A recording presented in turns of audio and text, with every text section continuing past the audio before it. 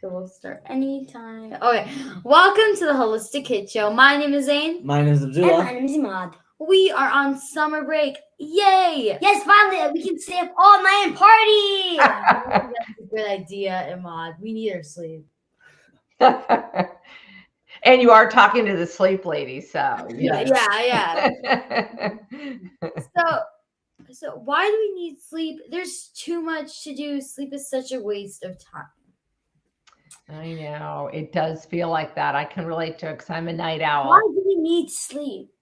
Because I'll tell you why you need sleep. It's essential to your brain, right? So first of all, Really? you're going to be better able to think. You'll do better in school. You'll play better in sports, and you'll get sick less often. Yeah, well, I mean, that's the thinking of a lot of kids today who aren't getting their sleep. I mean, studies show that almost half of children around the world, or 52% in the, or I mean, sorry, 52% of children in the US don't get the recommended 9 hours of sleep they need.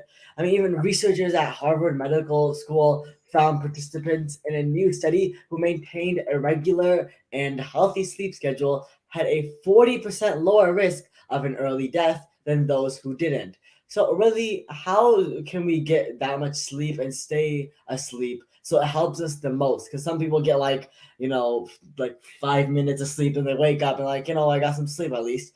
But well, today we have the perfect guest with us today who will help us with just that. Kim West, or also known as the Sleep Lady by her clients, has personally helped over 20,000 tired parents all over the world to get a good night's sleep through excellent parental sleep advice and coaching. She also helps children sleep well and wake up happy. And Kim is also the author of 4 books, as we have one right here, and is also has appeared on Dr. Phil, The Today Show, NBC Nightly News, Good Morning America, TLC's Bringing Home Baby, and CNN. And she has also written about. She has also been written about in a number of publications, including the Wall Street Journal Association, the Baby Talk, Parenting, the Baltimore Sun, U.S. Today, and also the Telegraph and Washington Post. So thank you so much, Miss Kim. We are so honored for you to be here with us today. Thank you. I'm so excited to talk with you guys and talk about sleep. Well, it's our It's pleasure. our pleasure. It's our pleasure. So we love the name Sleep Lady. We would love to know how you got that name and what's your story. It was a 3-year-old boy who gave me that name. So I'm a parent. I have 2 girls. And and that's kind of how I developed my gentle sleep method. And when I would work with families, we would create a sleep plan to help improve sleep in their family. And then I would call to follow up with them. And so, of course, lots of times, the parent is talking to me about on the phone how their night went. And if they had an older child, they might have heard their name and come into the room and maybe listened, even though I prefer that doesn't happen. But this 3-year-old boy did, and he heard his mom talking about him and, the sleep manners and our sleep plan that we're working on. And he said, "Hey, Mom, who are you talking to? Is that the sleep lady?" And I was like, I like that name. And so I made it mine. Well, that's such a simple and amazing name that it's very easy to say and recognize someone by. Yeah. Let's start with the basics. Our parents always want us to go to sleep, but we want to play. You mentioned sleep is good for our brains, but is sleep really important, or our or are parents just like trying to get rid of us? Because staying Well, up all night is more fun. maybe they would like a little parent time, but just like for you, sleep is important. It's just as important for your parents. It might be a tiny bit more important for you because you're still growing. So 3 important things happen when we're sleeping. One is we're working on our immune system. all of us. So me too. So you get really sleep deprived, you're more likely to get sick. 2, we're working on memory, retention, storage, and organization. So all of the things that you're learning in school or when you're studying for a test, if you get a good night's sleep, the next day when you're taking that test, it'll be easier to kind of recall and pull that information out. And then the third thing that's we're working on, and by the way, that's true for us adults too. So the first 2 are same for me, same for you. The third one is because our body is producing and secreting growth hormones so that you can continue to grow at the amazing rate that you do. So not so much true for me for a while now, but very true for you. So it really is important, and it will help you. And I should add this too. When we're well rested, we tend to make better eating choices, healthier eating choices, less like carb craving. We have better coordination. So that's why people get into car accidents when they're drowsy. We tend to perform better in sports. Like if you like soccer or whatever your thing is, you will play better and have more energy and be more coordinated when you have a good night's sleep. Well, you keep on mentioning good night's sleep. What exactly is that? Because I mean, someone might sleep, like people say sleep like 10 hours, sleep 9 hours, but they sleep 9 hours and they wake up and they still don't feel that good. They still feel so tired, and they still like, their brain isn't as like fresh as it would be. Wait. Can you hear us?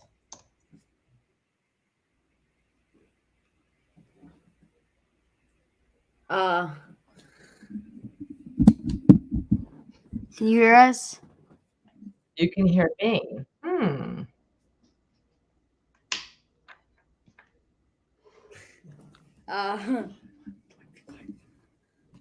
Having issues? Yes, we are. Yes. Not sure what to do. If I can't hear you, I was hearing you fine before. That's weird.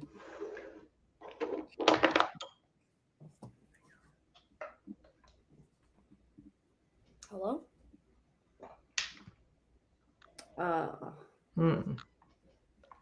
Any suggestions? Let me check should I check the settings? Try maybe leaving and coming back. Maybe there's like audio. Exactly. That's the point. She can't.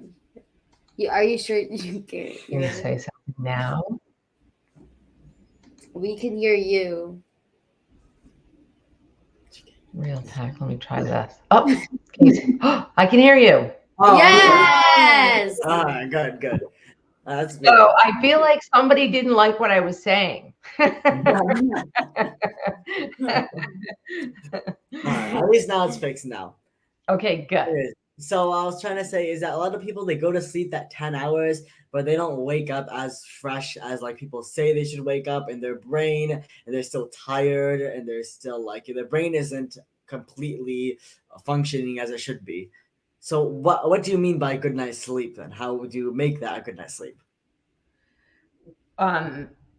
So it may be that person, that we're talking about, who had like 10 hours of sleep at night, that maybe perhaps 4 nights or 7 nights before that, they didn't get enough sleep. They only got 5 to 6 hours as an example. And they're experiencing kind of like a sleep hangover, they call it, where you're trying to catch up, but sleep debt is very hard to catch up on. You really are better off trying to go to bed around the same time and wake up around the same time, which I know is really hard, particularly if you're a teenager, because you have what's called delayed sleep phase, where your body, due to hormones, wants to stay up longer and sleep in longer, right? And a lot of our schools in the US have not switched start time to later for high school and sometimes middle school. And so this is much harder for teenagers to get up early in the morning.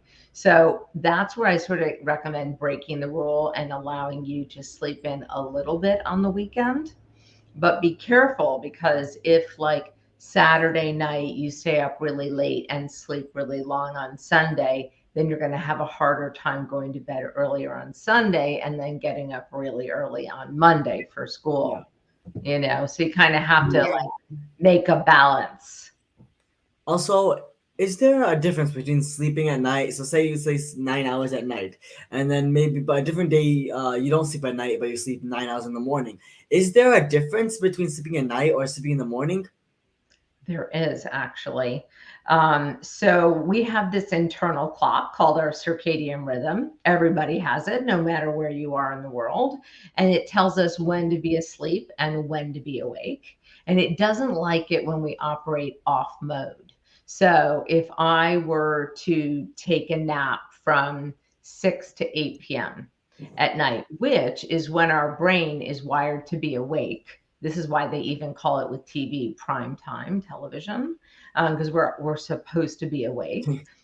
I will wake up groggy, disoriented, what should be my bedtime now, right? Because I was sleeping off the clock. And the same for when you are awake, when you should be asleep. So you've heard about this, you've probably experienced it. I know my kids have, and so have I, where like you miss the time when you were sleeping, you stay up a little longer, and then you feel like a little hyper, right? You get like a second wind, and then it's harder to go to sleep, and then you don't tend to sleep as well during the night because your body secreted all these hormones. So we really are supposed to sleep in dark, cool, quiet room and go to sleep around the same time every night, ideally. I know that's hard. Yeah. Yeah. Well, I mean, there's a recent study that showed that sleep problems are linked to fivefold risk in stroke risk and an increased chance of early death. And so, how can the lack of sleep affect kids? Because when you think of like strokes and a lot of these other problems, then you think of adults. But really, now I think kids, because of stress, because of obviously they don't want to go to sleep, the lack of sleep. How can it affect kids now? I think it's because it's kind of like you said, it's sort of hard to relate to that. Like, oh, that, like a stroke or a heart attack, that's like for older people. And that feels really far off because it is far off for you guys. I think more in terms of your mood. Sleep deprivation can make you more irritable, even make you feel more depressed and anxious. You tend to not do as well in school. There's been lots of interesting studies in high school where the first period class that in some schools starts at 7:15, those students do worse grade wise, like by a full 10 points than their later classes.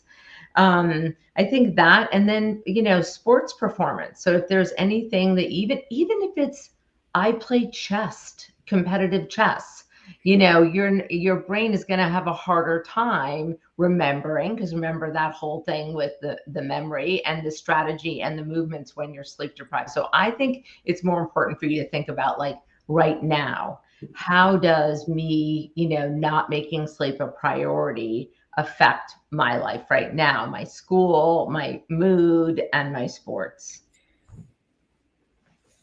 So really, how much sleep do kids really need? So it depends on your age, but I'm going to say anywhere between, so let's say we say a 3-year-old up to 18 is anywhere from 10 hours at night for the 3-year-old, or sometimes 7.5, all the way up to 8 or 9 for an 18-year-old. So that's a lot of sleep, right? That's not a big variability for all those years, but it's because of all the things, because you're learning and growing, and you really need to be like prime feeling and functioning in your brain. Yeah, because obviously, some people they really do get affected. I mean, a lot of people say, I don't get affected by sleep. I only slept like 7 hours, and I still feel great. But that as the day goes on, or they actually are really suffering inside because everyone needs sleep. Right, that's right. And there are studies that show that that you can be affected. Like, for instance, adults who say, oh, I'm fine on 5 hours, I must be like, Einstein, who supposedly existed on very little sleep, that they will have, that they can have other issues. There could be putting more stress on, their heart, as an example. So yeah, absolutely. And, another thing we haven't talked about, maybe you guys want to talk about this, but is how about technology and sleep? Yeah, that's a big problem. I mean, Yeah. So yeah, because like my friends all have phones and they stay up like all night on their phones, like texting. scrolling Yeah, and- scrolling through like TikTok, YouTube Shorts, Reels, all this stuff. Yeah. and So social media, checking yeah. what their friends are doing. well, right. Then you have like FOMO, and that Yeah, will yeah. go up, and you can worry about like he said to what to the Yeah, other. then you can't really sleep because your brain is still like, keep moving. Yeah. Your brain is still active.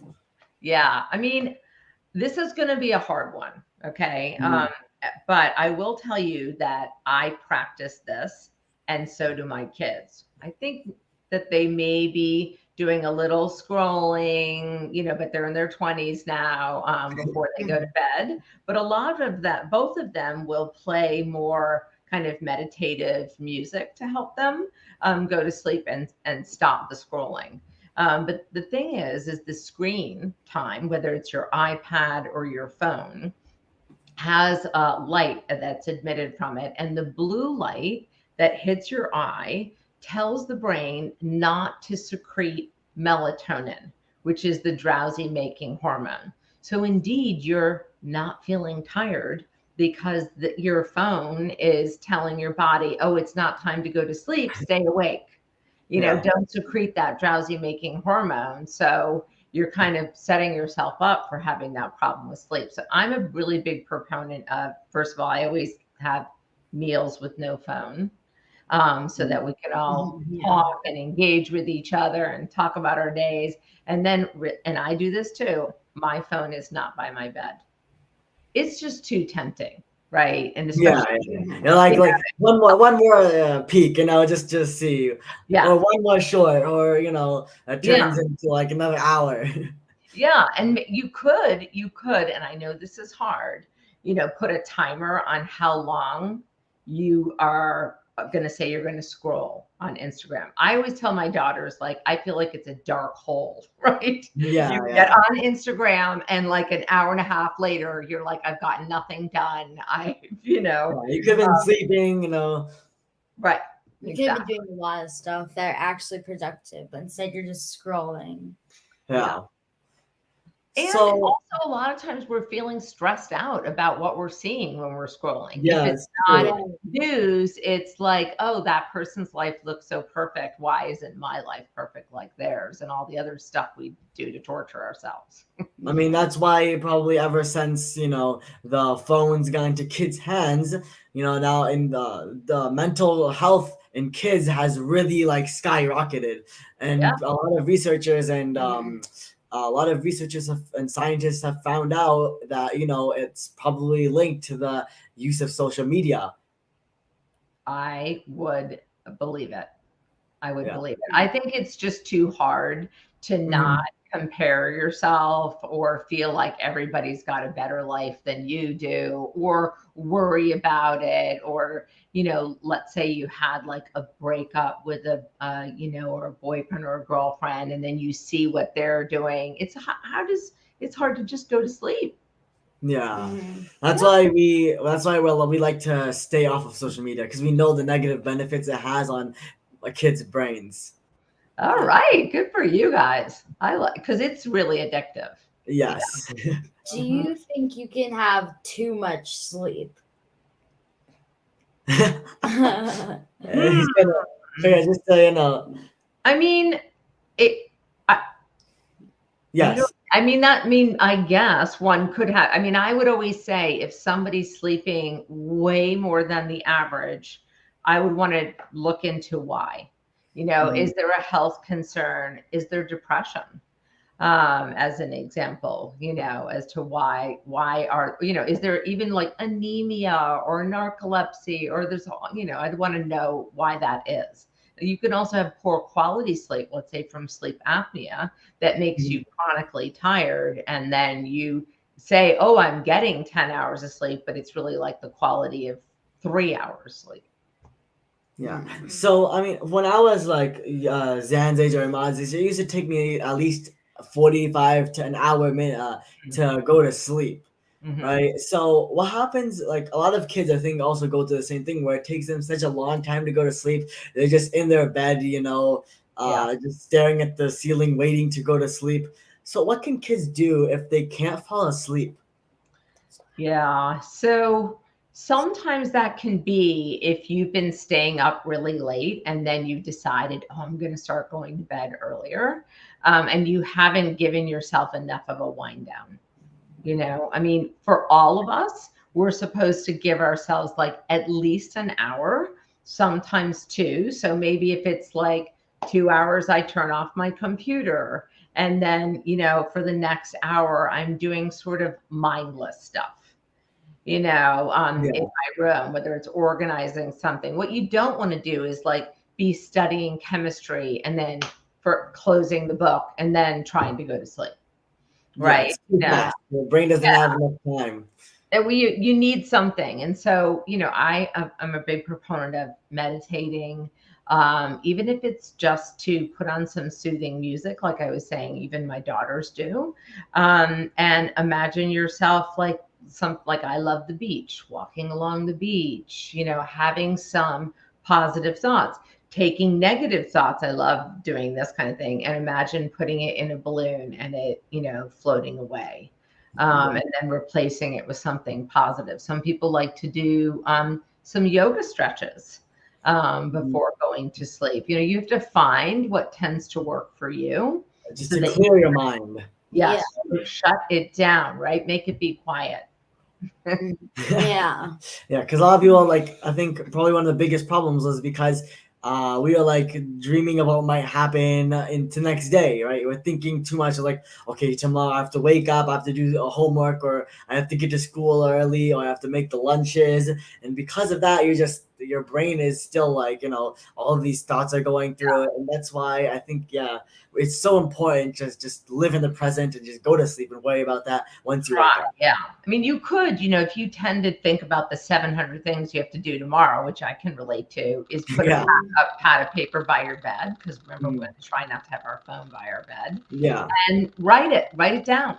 If you're going to be stressed about not remembering it, then you might as well it will take you 5 seconds to sit up and write it down and go back to sleep and be like, all right, it's on the list. I won't forget it. I'll do it tomorrow. Yeah. So you were talking about something called melatonin. What are your thoughts on that for the use of kids, and exactly what is that melatonin? Melatonin is our drowsy making hormone. So that internal clock, it's triggered by basically light and darkness, and then so the brain notices it's dark, and then it says, okay, that means we're starting to slow down, which is always imagine back in the day when we didn't have electricity, you had a candle, a fireplace. So it was harder to sort of fight that circadian rhythm like it is now. It's so easy. So once the body sees, oh, it's getting dark, it starts secreting melatonin, the drowsy making hormone, and it secretes it throughout the night to help you stay asleep. Unfortunately, I think it's very much overused for children, particularly for babies. I mean, I always like to see if we can address it in other ways first before we start introducing a hormone that is not really controlled in terms of quality out there. I mean, one of the ways it can be helpful is jet lag, right? So if you've just had a big time difference in traveling and now your body's used to being awake instead of being asleep, it can help for that. But what we don't want to do is use it as this is the only way I can go to sleep. So there are definitely times and places that it's good to use, but in general, I try to avoid it and see if we can find other healthier approaches. Oh, that's amazing. That's so much amazing information. Remember that, melatonin, like I just learned that today, that, melatonin is a thing that makes you go to sleep. I thought, your brain just relaxed and that's how you go to sleep. But no, I didn't know there was an entire chemical, entire hormone, that makes you go to sleep. Yep. So what else should kids focus on to help get the best sleep of their lives? Quality sleep. Yeah. I think if you can make it a priority, which I know it's hard to be a kid and want to make that a priority because of all the things we just talked about. But I think if you can focus on the ways that it will make your life better, like your mood, you'll be more positive, less, down or anxious. You'll tend to make better decisions about eating. You'll do better in school and you'll do better in your activities. And that just makes life better. I think that if we could just focus on that, that's probably more realistic. I know for me, when I was young, I probably didn't think it was that important until I actually felt so tired that it was harder to function. And then you get a good night's sleep and you're like, wow, my brain feels better. Like I don't know if you guys have ever experienced, but I have, like, where when you're really tired, your brain feels like foggy. It's hard to think clearly. You're sort of like, oh, who cares? That I don't want to focus on that anymore, or whatever it is. So That's why, that we should like a lot of people, they study late night, and I feel like even I tried doing that once, but I could barely focus on what I'm trying to do. That's why I moved my studying back from after during the evening, because I was able to focus a lot more than focusing at 9, 10, or 11. Yeah, and you'll remember it better the next day. Yeah. Yeah. If there's one thing kids can do today to improve their sleep, what is the one thing they could do today? Well, maybe if they could make an agreement to shut their phones off an hour before their bedtime, computers. That would really make a huge difference. Just one thing, even if it's like 9 o'clock, I'm turning it off. Obviously I'd rather it be a little earlier. But yes, I think that would really make a difference. So you were talking about how, kids should go to sleep earlier, wake up. Also, wait, should you believe in going to sleep early, waking up early, or like going to sleep early and then waking up late? Is it important to have like a sleep routine? Yes, we're all supposed to. So here I go, including myself again. We're all supposed to go to sleep around the same time, wake up around the same time, and only vary it by like an hour. I mean, I will tell you that I tend to go to bed around the same time, during the week. I find it hard. I can't sleep in anymore like you guys sure can. And I used to be able to when I was young. But that's the harder part, I think, for kids, is that, I can't sleep in on Saturday and Sunday. And so I really do think that you should be able to catch up when you're growing like you guys are on the weekends, just maybe not sleep till like noon. That's a little too much. Well, only because of what we said earlier, make it harder to go than to bed at an earlier time on Sunday, and then you have school on Monday, except in the summer. It just messes everything up. Yeah, and if you let it go, because our circadian rhythm, that clock is actually set for 25 hours instead of 24. So if you didn't do anything and didn't look at the time, you'd start going to bed later, and go all the way around the clock, which is why we have to kind of contain a little bit and have some rules, about when. So maybe you could have school night bedtime rule versus summer, if you don't have to go to camp really early, as an example. Well, this was amazing. Amazing. So where can people learn more about you and your awesome work? They can go to sleeplady.com. I'm also on YouTube and Instagram and Facebook, and I have a blog with thousands of articles. Mm-hmm. Well, that is, you are so empowering. Thank you so much for joining us today. We really learned a lot about sleeping. So Awesome. important. And that's like, we'll definitely focus, shutting off screens and an hour before we go to sleep. So let's recap Miss Kim's key points. All right. Number one, sleep is super important for us kids, and sleep helps our immune system, helps our memory, and also our body is producing growth hormones. So us kids really need to sleep as this is a new time that we are growing in so many different ways to get enough. So getting enough sleep is really gonna help us grow.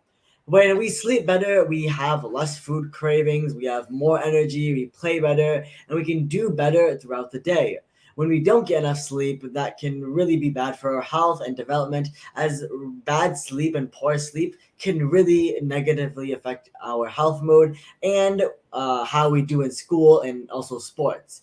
Also, the blue light from the phone kind of tricks your brain into thinking that it's morning when it's actually night. So it's so important to maybe dedicate a certain amount of time to put your phones away right before going to sleep. Like the best recommendation from Miss Kim here is an hour. So that's probably one of her biggest tips as well.